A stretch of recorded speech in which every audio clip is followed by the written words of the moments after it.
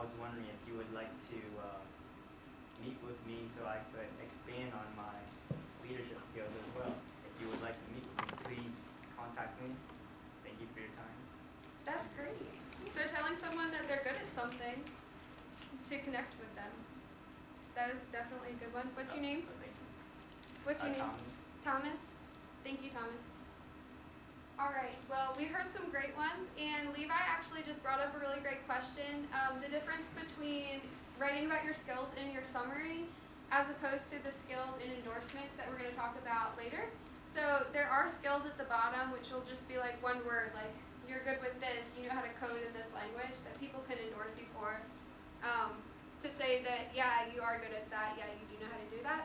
Your summary is going to be more like the body paragraphs of a cover letter where you talk about using examples, things that you're good at in a job, skills that you have, using the STAR method to explain what you've done. So that's going to be the summary. So now that you're on LinkedIn, you're following your peers, your professors, family members. You're also going to want to try following some companies. And a few reasons for that. One, they post information about their jobs. I went on this morning and Tesla has a bunch of opening jobs if any of you guys are looking. They're going to have industry talk. So in the retail industry, they've been talking about Generation Z, who's from 1995 to 2005, and how they have $44 billion in purchasing power. Yeah, that caught your attention. And so a lot of companies now, and this goes into the up-to-date company news, are talking about how to tap into that $44 billion. And so Rebecca Minkoff, for example, is testing out Oak Lab's smart mirrors and their dressing rooms into locations to see if that helps bring people into the door and sell some more things. And then there's also discussion points for interviews. When you go to meet with these potential employers, you obviously want to know what you're talking about, and this can be at career fairs as well, to have a greater insight into what's happening, not just in the industry, but with the company specifically. An example of that would be Amazon this morning posted that they were building 2,000 jobs in a distribution center in 2 different California locations. So that's an option there. And then also potential connections. These will likely be alumni that you find that work for these companies, but they can really be anybody that you find that you're willing to connect with in these companies.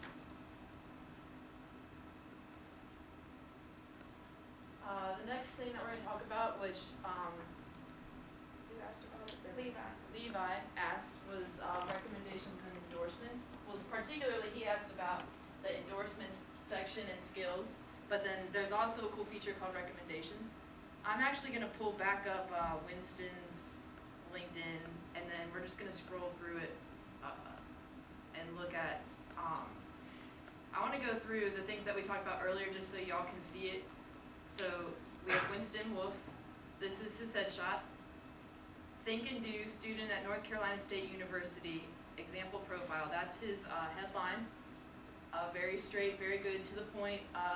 Example profile in parentheses saying this isn't a real person, this is an example, which is good. His summary. Can y'all see this? I mean, I don't know if there's anything. Ooh, okay. Can y'all see in the back? Okay. Data-driven, leadership-focused, humanitarian,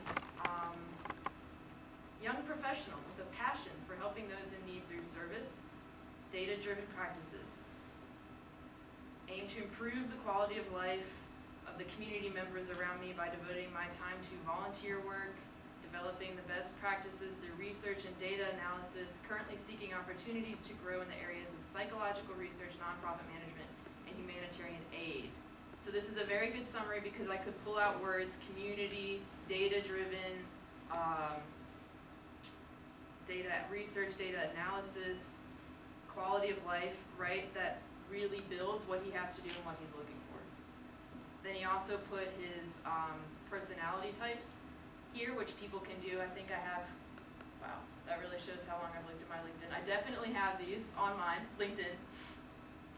For Myers-Briggs, I'm not sure what the Holland code is, but it looks cool. And then I have my strengths finders as well. Has anybody ever taken the Myers-Briggs? So that's just another thing you can put on your LinkedIn, on your summary. resumes, people upload them on their summary. It's your choice. You can, you can't. It's not going to hurt you. It's not necessarily going to help you. It might if the employer really just wants to see your resume, but there's also an advantage to them scrolling through and seeing your experience, your pictures, your videos, and things that you have highlighted on your LinkedIn that aren't on your resume.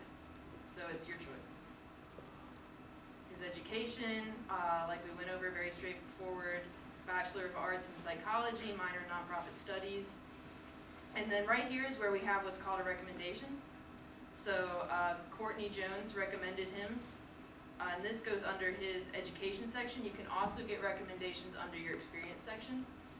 And we'll go over how to ask for those. These are very valuable because when an employer is scrolling through, it looks good, right? You know, you have an actual person who took the time to write stuff about the good things that you did. He also uploaded a picture under his education, which is like, ooh, what is this? Oh, look at this. I'm pictured here doing a play or something. I guess he's supposed to be the wolf.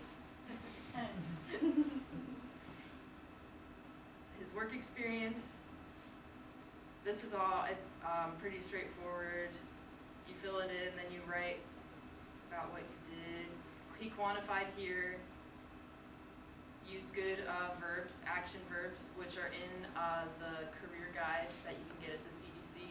There's a whole page of action verbs on there, which is really useful when writing your resume and your LinkedIn. It's page 12 and 30 and 31. All right. We use it a lot. Yeah. You can't tell. Again, he put a picture up here, and this is cool because you're like, oh, look at this. There's some adorable dogs. I'm not gonna. Oh, I really want to watch it, but we don't have time to watch it. And that highlights what he did as a lifeguard at the YMCA, right? When you're typing in where you work for your experiences, it might pop up if the organization is on Good point. LinkedIn that you can tag the organization, which is a great thing to do because then people can click on that organization and go see more about them too. And then that it puts a little like picture right here, and then it kind of is just another thing that will grab someone's attention. Okay, so this is the part that I said I would talk about. These are endorsements. You have control over these. You type them in, and then people. It's really easy for them to just endorse someone. Okay. One person endorsed him for this. He hasn't accepted me yet, so I can't endorse him. I was trying to. I just realized we're not connected. But if he did, there'd be a little plus over here that I would be able to just click and go. They're not. Don't put too much emphasis on this. It's not like a make or break it kind of thing, but the more you have, it does look good, right? You have people to back up what you do. If you say you're good at public speaking, they can look and say, oh, they've been endorsed 10 times for this. They must actually do public speaking or have something behind this claim. And to go off about how easy it is, Emily mentioned, to endorse someone. The first friend I ended up connecting with on LinkedIn ended up asking me for endorsement in communications, and because I had no idea what was happening, I accidentally endorsed her. So it's a quick click of the button. Easy to do. Okay, so really quickly I'm going to go over how to ask for a recommendation. And then we're going to ask y'all if you have any questions, and then that will be the end of the presentation. Okay. So, oh my gosh.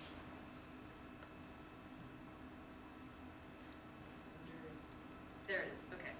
I blanked for a minute, I apologize. So you go to your profile, which I clicked up here, and then it says there's like this little arrow, and you just click ask to be recommended. Pretty straightforward. Then it'll take you to this screen, and that's when you can click on where you want the recommendation to appear under. Winston had his under his education, which would be the student at NC State. I studied abroad at the University of Ghana, so I could have it under there. Then this is my different experiences that I could ask to be recommended for. Then you would find someone. Marcy is in the audience, so I'm just going to use her for a moment. Hello, Marcy. I think I already recommended. You did once, so I'm not actually going to send this. But I can update it. Yeah, that's right. You would fill this out like we did before when asking to connect. And then they even look at Marcy's positions and ask where she was at the time. That's interesting. And then subject, this is all you can change, right? Definitely make it personal. The same kind of thing that we did in the activity for asking to connect, you want to do here. Highlight when you got to know them, and be sure to sort of outline what exactly you want them to recommend you for. Some people are happy to do it, but they're not sure if they have the time or sure exactly what you want for your LinkedIn. So you can just emphasize, remember that one time that I did this and really highlighted these skills, and then that just makes it easier for them to get it back to you. For the sake of time, I'm going to wrap up with that. Are there any questions about recommendations and endorsements? In the body of recommendations, like asking for recommendations, do you want to kind of style it the same way that you do the connections? Yes. Be sure to thank them too at the end. The same thing. And you'd want to be a little more specific for asking for a recommendation. It's sort of like if you're going to a professor and asking for a recommendation for like a scholarship, or if you're applying for a job, you'd want to make it a little more specific. I was wondering if you could write me a recommendation for when I worked on this project with you, talking about when I did this, and then thank them for their time, like Emily said. What other questions do we have? And what was your name? Catherine. Thank you, Catherine. Good question. You can get your profiles looked at by your career counselor, and that's a really good idea after this presentation. You can come to the drop-ins from 11 to 2 Monday through Friday and just have your laptop, and we can scroll through, Wes, myself, any of the career counselors who are on duty, and just give you some real specific feedback. So that's a great follow-up from tonight. And I would also add, with your recommendations, always ask them in person before you send that link, just so they don't randomly get this impersonal email. So if they agree to do it, then the email comes. That's a very good point. What other questions? All right. Oh, Ian? If you're a graduating senior and you want to put a headline, would you recommend anything outside of the obvious, like seeking a full-time position, student Yeah. seeking a full-time position?